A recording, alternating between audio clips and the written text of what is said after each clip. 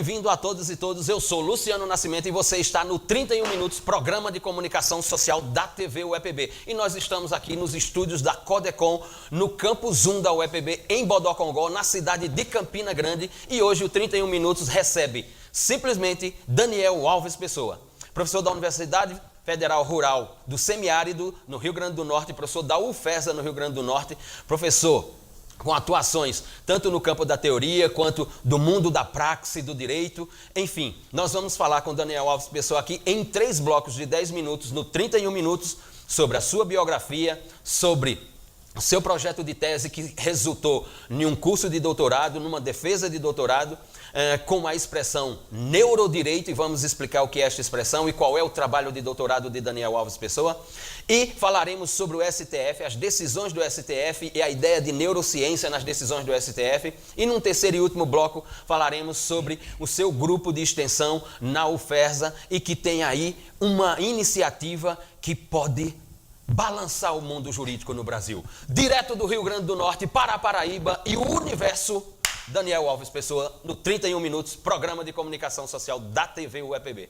Daniel, é um prazer recebê-lo aqui, é um prazer reencontrá-lo, somos amigos de longa data.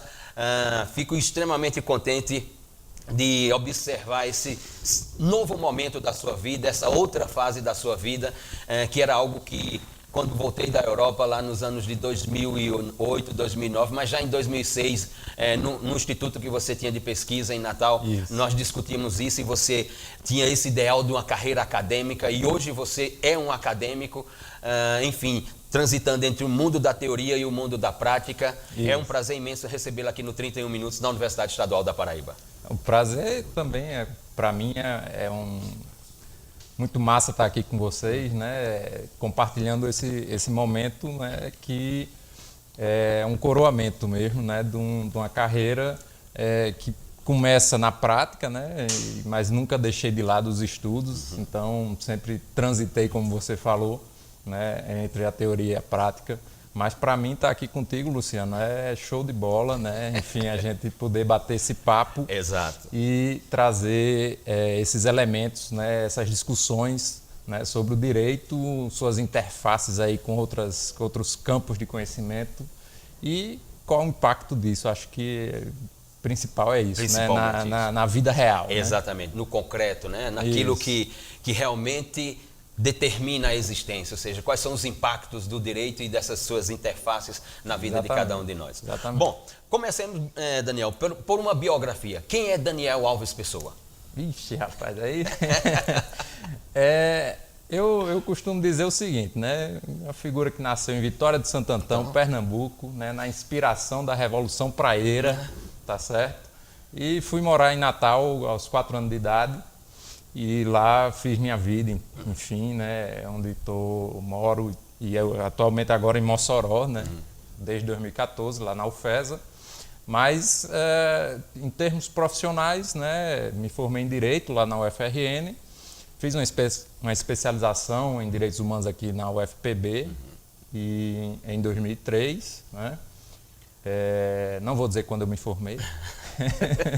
Fiz o mestrado lá na UFRN, né, na Universidade Federal do Rio Grande do Norte, em 2007, em Direito Constitucional, sobre o sistema de justiça, né, e um controle popular que estava sendo construído na época, chamado Observatório do Judiciário, que hoje é um projeto institucionalizado, enfim, tocado pelo Ministério da Justiça e a Universidade Federal de Minas Gerais.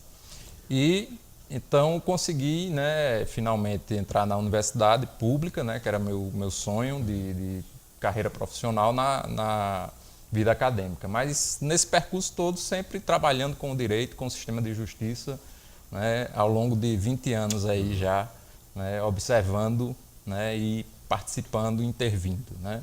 Então, eu diria que seria suficiente para a gente começar aqui. Exato. E tuas atividades hoje na UFESA, em Mossoró, lecionas quais disciplinas? Tem um grupo de pesquisa, tem um grupo de extensão? Nós vamos falar no terceiro bloco, mas pode dar uma pincelada? Tranquilo. Lá na UFESA, atualmente eu estou lecionando Processo Penal 1, Criminalística e Psicologia Jurídica, né? Mas também fui da prática jurídica, fui meu ingresso foi na prática jurídica, em processo penal e penal. A gente tem um núcleo de prática que tem por opção, né, pedagógica, lidar com casos concretos reais, então a gente tem um atendimento ao público, né, então eu trabalhei em cerca de 96 processos penais na comarca de Mossoró. Né, ainda fiz 2 júris, né, na defesa, mas aí, em razão do doutorado, do projeto de doutorado, né, concluído agora recentemente, em 19 de agosto, fiz a defesa, eu migrei para a sala de aula, né? Então aí fui dar aula de Direito Internacional Público e Psicologia Jurídica em razão justamente da pesquisa do doutorado, que era na área de neurociência, e que envolve inevitavelmente a psicologia, né?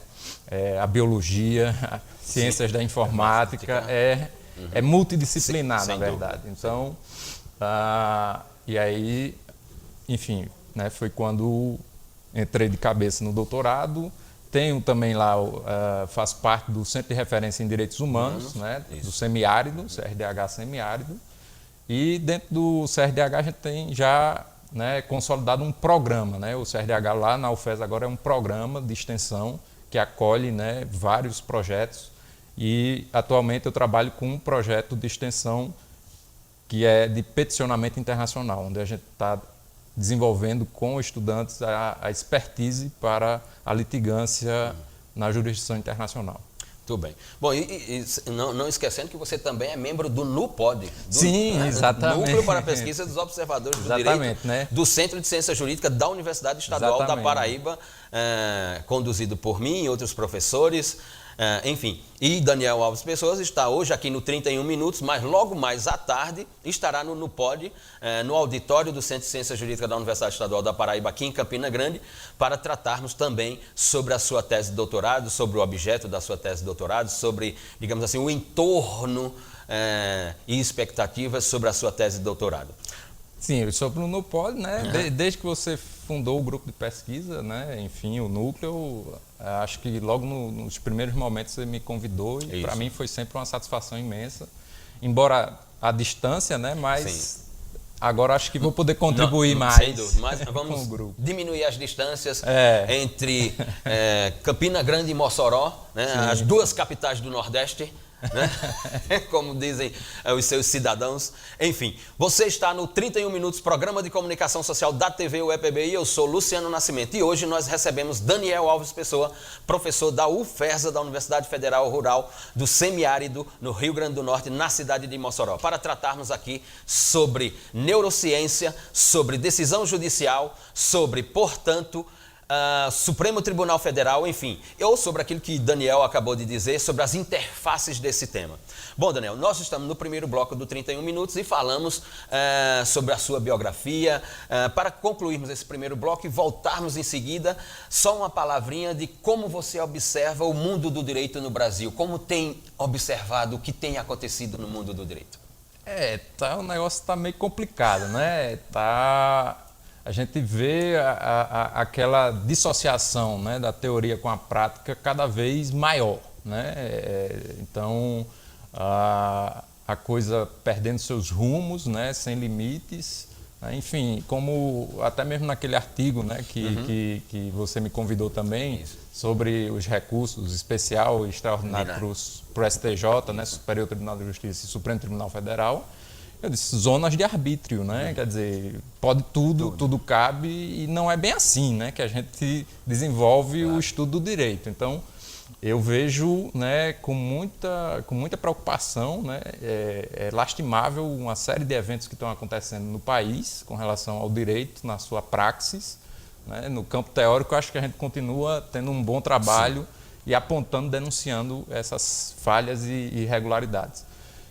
E, por fim, como eu concluí na tese, né? Eu acho que a luta pelo direito no sistema de justiça brasileiro hoje é que você consiga que seu processo seja lido. Essa frase sua é extraordinária. Não é que se chegue à decisão, né? É que o julgador leia o processo. Né? Exatamente. E uma vez lido, que a voz da parte seja respeitada. Perfeito. E é sobre isso que daqui a pouco, no segundo bloco, falaremos com Daniel Alves Pessoa. Você está no 31 Minutos, programa de comunicação social da TV UEPB, e eu sou Luciano Nascimento. É na Clínica de Fisioterapia da Universidade Estadual da Paraíba que estudantes da graduação realizam a parte prática, tudo com a supervisão dos professores. Quem mais ganha com o serviço da UEPB é a comunidade. São oferecidos atendimentos fisioterápicos em 9 áreas de atuação. Por mês, são atendidos cerca de 300 pacientes, que realizam o tratamento gratuitamente no Campus 1, em Campina Grande. É a UEPB promovendo saúde. Bem-vindos ao 31 Minutos, programa de comunicação social. Eu sou Luciano Nascimento e você assiste ao 31 Minutos da TV UEPB e nós estamos no segundo bloco. O 31 Minutos hoje recebe Daniel Alves Pessoa, professor da UFESA, professor do curso de Direito da UFESA, que está aqui no 31 Minutos para falar conosco sobre neurociência, neurodireito, decisão judicial, Supremo Tribunal Federal, Corte Interamericana de Direitos Humanos, mas isso será no terceiro e último bloco do 31 Minutos. E logo mais à tarde, Daniel Alves Pessoa é convidado do NUPOD, Núcleo para a Pesquisa dos Observadores do Direito, do Centro de Ciência Jurídica da Universidade Estadual da Paraíba, logo mais hoje à tarde, às 16h30, no auditório do CCJ em Campina Grande. Bom, Daniel, no primeiro bloco nós falamos sobre a tua biografia, sobre a tua atuação na UFESA, teus trabalhos, enfim. Mergulhemos agora na tese, né? No seu trabalho doutoral, denominado de Neurodireito, é isso? O título ficou algumas contribuições da neurociência cognitiva para explicar a decisão judicial. Né? Então, mas está dentro desse campo novo, né, que surge, que vem ganhando corpo aqui no Brasil, inclusive também, mas que lá fora, desde 2008, nos Estados Unidos, 2010, na Espanha, na Alemanha, né, já tem trabalhos e estudos nessa. Exatamente. Então vamos dividir aqui em duas partes. Primeira delas, o que motivou um trabalho doutoral em neurociência? Quais são as justificativas, as motivações que Daniel Alves Pessoa encontrou? Então, né, no âmbito da minha atividade profissional, né, como advogado popular, ou seja, advogado dos movimentos sociais, que encontra, portanto, né, além da desvantagem que já ocorre necessariamente no âmbito do sistema de justiça, uma resistência muito forte, né, uma série de preconceitos. Né? Então, o MST é sempre tratado de maneira desrespeitosa, preconceituosa, com viés ideológico, enfim. E também nos casos, né, emblemáticos que acabei atuando, como no caso de Gilson Nogueira, né, advogado que foi assassinado lá em Macaíba, no Rio Grande do Norte, em outubro de 1996, e que eu percebi uma série de elementos, né, com relação às tomadas de decisão, né, que de fato me inquietaram muito. Mas fora isso, né, como eu coloquei lá na tese também, né, desde a graduação, aquele bordão, né, aquela frase comum que a gente escuta, né, e até hoje eu acho que é reproduzida, pelo menos até onde eu sei, ainda de que na teoria, ou na prática, a teoria é outra. Né? Eu nunca aceitei isso, né? Então eu parti desses elementos, né, iniciais. E aí quando eu estava no mestrado, né, elaborando a dissertação lá na UFRN sobre o controle social em relação ao sistema de justiça, no caso o judiciário especificamente, um tópico, né, era especificamente sobre a questão da tomada de decisão judicial. Né? E aí, dentro dessas análises, né, dos casos concretos e também das elaborações teóricas de sobre teoria da decisão judicial, né, eu percebi que se fazia muita referência à consciência do juiz na tomada de decisão, mas que as elaborações teóricas realizadas, né, no campo jurídico não buscavam elementos na psicologia, tampouco na neurociência nem pensar, mas sequer na psicologia muitas vezes. Eram elaborações intuitivas e muitas vezes completamente senso comum, né, pré-compreensões sobre o que seria esse fenômeno da consciência e seu papel na tomada de decisão. E então, nesse período do mestrado, né, eu me deparei com esse tema e o desenvolvi, portanto, no doutorado, né, como uma forma de buscar exatamente esses elementos, né, na neurociência cognitiva, na psicologia cognitiva, sobre o que é essa consciência do juiz que toma a decisão, como é isso, como é que se dá, como é que isso se processa, né? Ou seja, trazer essa variável biológica, né, do sistema, como é que ela se integra e é absorvida pelo sistema judicial, de um modo geral, suas estruturas, né? Sim.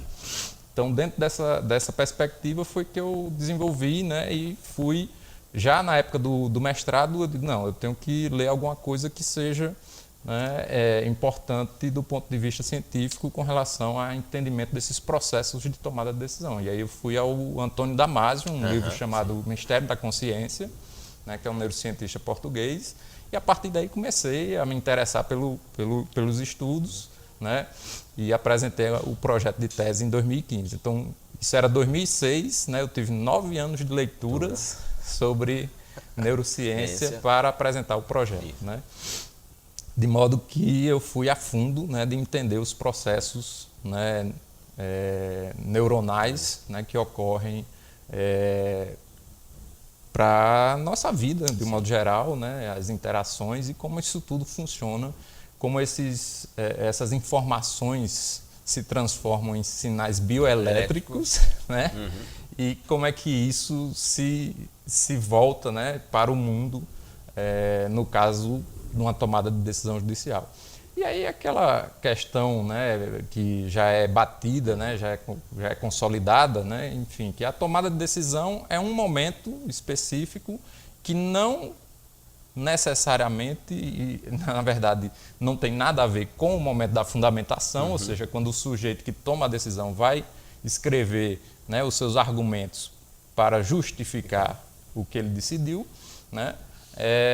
Então, partindo dessa dinâmica, né, de entender isso, eu fui me concentrar exatamente nesse momento em que a decisão é tomada, né? E muitas vezes isso previamente, já existe essa decisão. Né? No caso do sistema judicial, né, no judiciário, a gente tem, com a informatização, um banco de sentenças nacional, né, um banco de dados, né, enfim, que já tem decisão de todo tipo, né? De toda forma, de qualquer viés que se possa imaginar sobre todos os temas. Se você jogar ali Isso. é como se fosse um site de busca, né? Você Isso, jogou ali, ele isso. te dá um modelo de decisão. Exatamente, né? Então isso já era, isso não na vida prática isso já é, né, comum se tratar, se entender que é assim que funciona, mas no plano teórico você não vê muitas pesquisas que abordam, né, necessariamente essa forma de produção, esse modo de produção da decisão judicial, né? Mas a coisa é mais complicada ainda, porque, na verdade, você vai ter no âmbito do Superior Tribunal de Justiça e do próprio Supremo Tribunal Federal, o que o ex-ministro, né, já falecido, acho que Humberto Barros, né, salvo engano, a gente pode checar depois o nome, sou péssimo com nomes, mas enfim, em 2008, quando ele tomou posse como presidente do Superior Tribunal de Justiça, ele afirmou categoricamente no seu discurso de posse, né, que a gente já trabalhava com o famoso juiz eletrônico, ou seja, as decisões não precisam sequer do ser humano para serem tomadas. Elas já são tomadas pelas máquinas, né, isso principalmente nos recursos especiais. Enfim, então você tem um cenário que no final da pesquisa eu olhei assim e disse, bom, então de que decisão nós estamos falando? Qual é esse universo? Ele hoje é diminuto, porque o banco de sentenças já existe, portanto já tem todo um viés de sentenças, né, para todo tipo, e você tem o sistema de informática oferecendo já a decisão a partir de parâmetros que são a classe processual, o assunto, o tema, né, enfim, e nada a respeito das argumentações. Então, seria possível, então, observar e traduzir por uma linguagem de que nessa ideia da decisão existem dois mitos, então, um seria o mito da fundamentação e o outro da livre convicção do julgador? Exatamente, né? Eu fui para cima, né?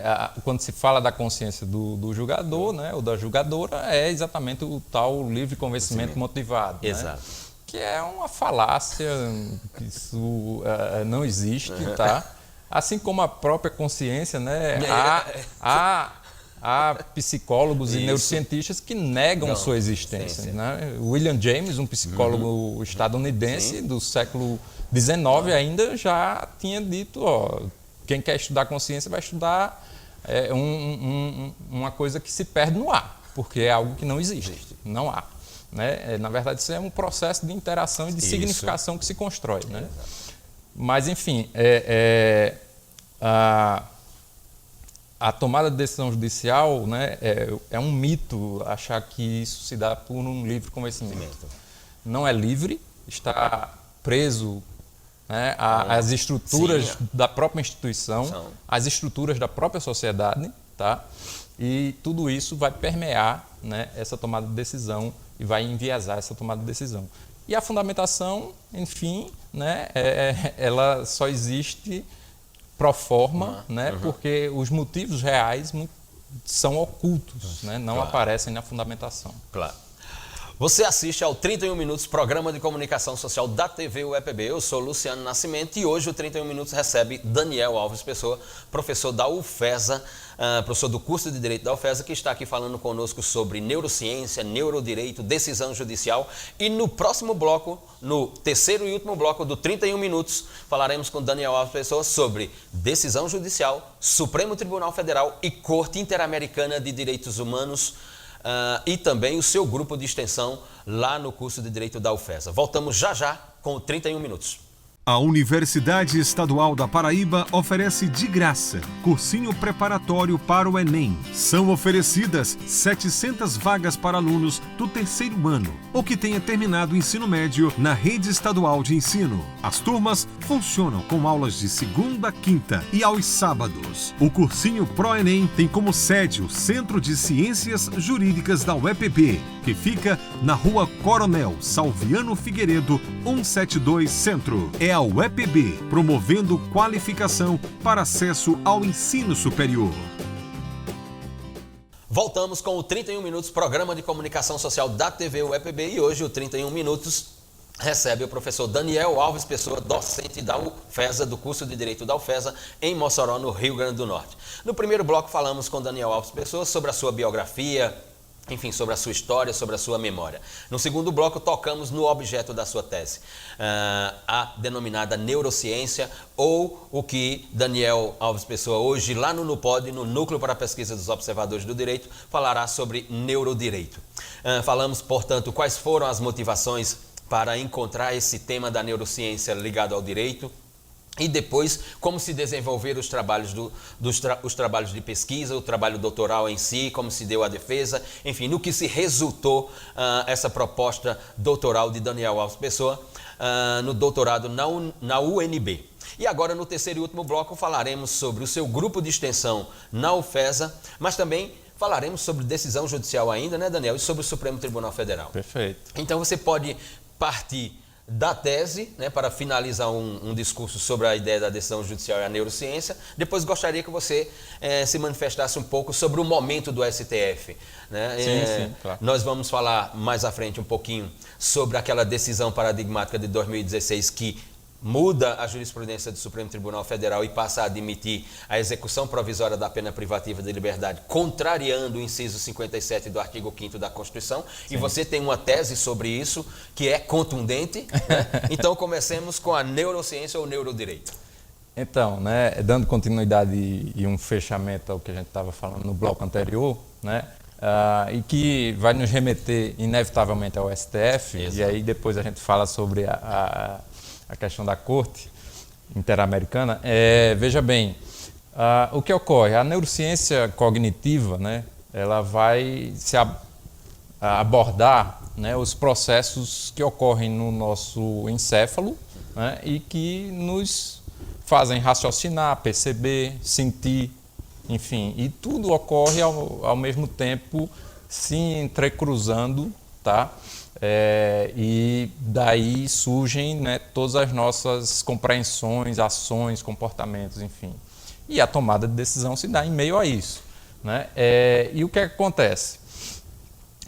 Quando você tem já um sistema estruturado que tem uma série de pressões que exercem sobre as pessoas, né, e que vão determinar a maneira como ela vai se comportar, essa tomada de decisão ela passa a ser enviesada, ou seja, ela segue vieses. Além desses vieses, né, que são o quê? São coisas pré-definidas, né, já decisões pré-existentes tomadas. Além disso, você vai ter também, né, que cada pessoa vai trazer na sua trajetória vieses ideológicos, sua forma de ver o mundo, de sentir, enfim. E tudo isso vai estar presente na tomada de decisão, não necessariamente na fundamentação. Na via de regra, não estará na fundamentação, né? Então, isso é um aspecto. Só que tem uma coisa muito mais problemática no nosso sistema de justiça, tá? Que é a questão da informática, que não era para ser um problema e passa a se tornar um problema porque toma o lugar da pessoa que decide. Claro. Né? E mais do que isso, lá na defesa da tese, inclusive, foi colocado no debate, né, pelo professor Zé Geraldo Souza Júnior, que a UNB, inclusive, está participando do projeto chamado Victor, em homenagem ao ministro Victor Nunes, né, Leal, né, do Supremo Tribunal Federal, idealizador das súmulas, né, que vai estabelecer o uso da inteligência artificial. Então, não vai ter mais nem o ser humano para alimentar o sistema. O sistema vai se retroalimentar, se definir, se redefinir, tá, por si próprio. Será um autopoético. Pois é, exatamente. Né?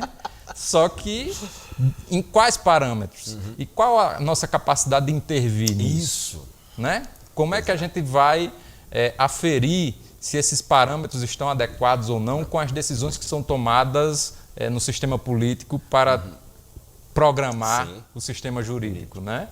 Isso vai estar presente ou é o próprio sistema judicial quem vai se autodefinir a despeito das decisões, né, bloqueando as comunicações, né? Então, na tese, eu também, né, fui, né, com o professor Rafael de George buscar lá, né, os elementos da teoria do sistema, né, porque a interface se fez a partir da teoria do sistema. Né?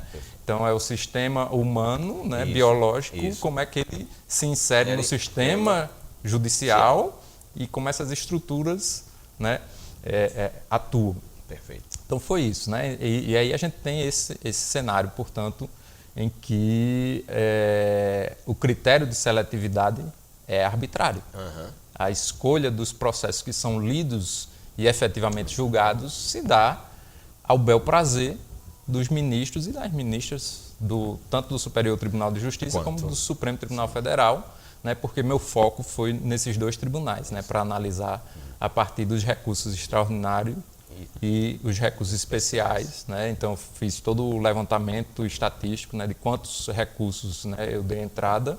Né? E no caso do Supremo Tribunal Federal, por exemplo, eu não tive um sequer admitido. 100% inadmitido. E aí eu mostrando que eram decisões pré-fabricadas, porque era o mesmo texto. Né? Por exemplo, tem 4 processos de recurso extraordinário que caíram para o ministro Marco Aurélio, que a decisão é a mesma, só muda o nome das partes. Então, não foi o ministro quem decidiu, nem seus assessores. Isso. Foi a máquina. Foi a máquina. Tá? Tem um robozinho ali. Isso. Decidindo. Então, no caso do Superior Tribunal de Justiça, eu ainda consegui, né, chamar a atenção para que um processo fosse julgado. Porque eu parti para a argumentação não mais jurídica. Eu simplesmente xinguei, né, a relatora, tá? Xingamentos, claro, dentro de uma linguagem rebuscada, mas foi o que chamou a atenção e efetivamente foi julgado. Então, foi quando eu pendurei a chuteira. Digo, eu não tenho mais condição, porque se não é a argumentação jurídica que vai persuadir, eu não estou para isso. Não é do meu perfil ficar xingando as pessoas. Enfim, então foi isso.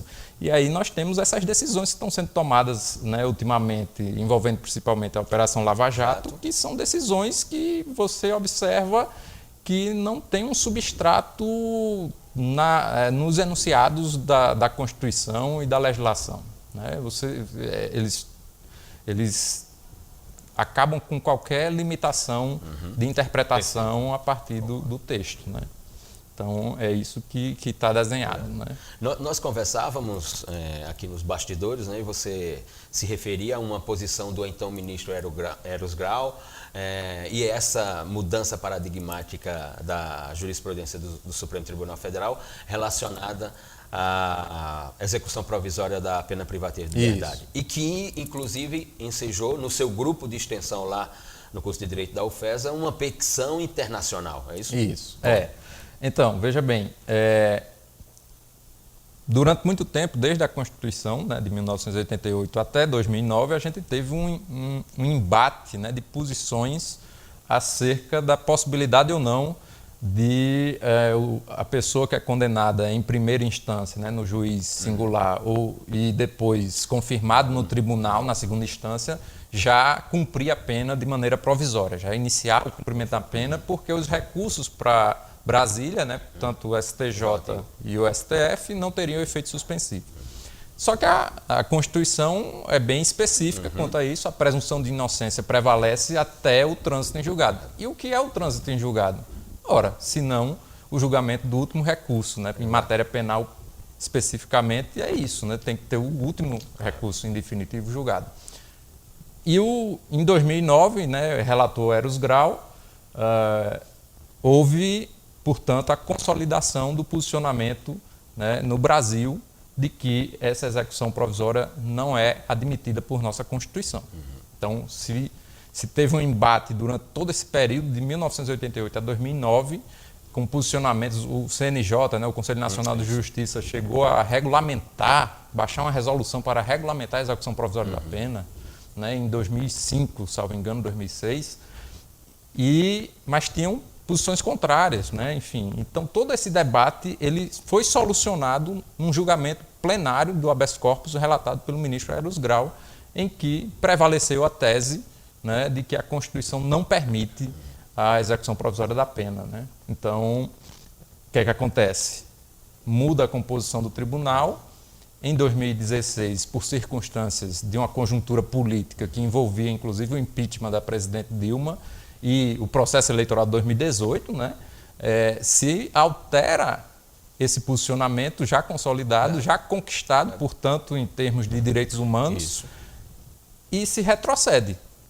Não, agora pode a execução provisória da pena. E quem foi o principal, a figura ilustre aí que foi presa em função desse julgamento, né, de 2016? Foi o ex-presidente Lula. Né? Independente de questões ideológicas, você tem um fato. Exato. E isso impactou para retirá-lo da disputa eleitoral de 2018. Isso é fato. Claro. Independente de questões ideológicas aqui. Né? Então, essa alteração é um retrocesso que é proibido pelos instrumentos internacionais, né? O Pacto São José da Costa Rica, os pactos da própria ONU também, de direitos humanos, que enxergam e estabelecem a presunção de inocência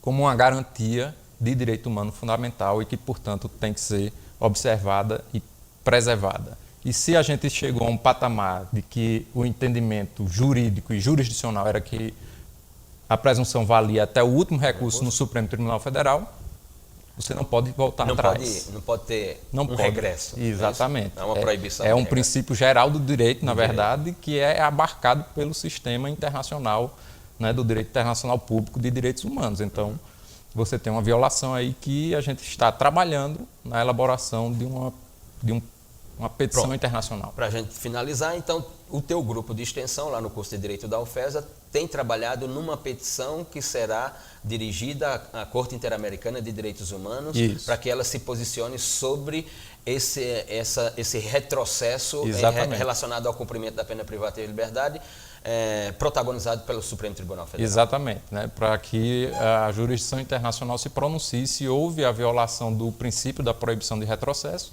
e, principalmente, a violação da presunção de inocência, porque os julgados da Corte Interamericana de Direitos Humanos evidenciam exatamente esse posicionamento que tem que aguardar o último julgamento em definitivo. E isso só se dá no Supremo Tribunal Federal. E essa petição tem sido escrita por ti e por teus estudantes. Exatamente. Sob tua orientação. Exatamente. Muito bem, Daniel.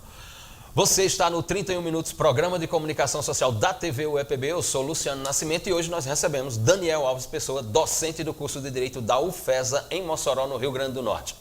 Nós finalizamos por aqui. Em breve voltamos com mais um 31 Minutos.